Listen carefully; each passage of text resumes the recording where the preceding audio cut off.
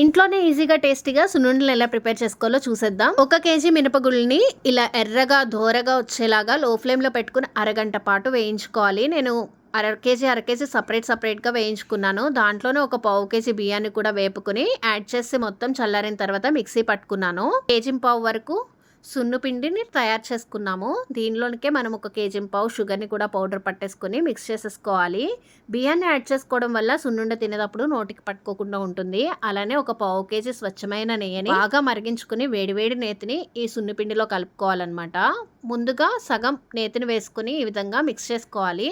తర్వాత ఇంకో సగం కూడా యాడ్ చేసుకుని మనం సున్నుండలు అనేది ప్రిపేర్ చేసుకోవాలి. నెయ్యి తక్కువైతే సున్నుండి ఈ రకంగా ఉంటుంది. నెయ్యి సరిపోతే చక్కగా నవనవలాడుతూ సున్నుండి అయితే మంచి షైనీగా మెరుస్తుందనమాట. సున్నుండలు చుట్టేటప్పుడు మనం బాల్స్ లాగా ఎగరేస్తూ ఇలా చుట్టితే గనక మనకి నెయ్యి బయటికి రిలీజ్ అయ్యి చూడడానికి అట్లనే సాఫ్ట్గా తినడానికి కూడా చాలా బాగుంటాయి. Thanks for watching. Please do subscribe.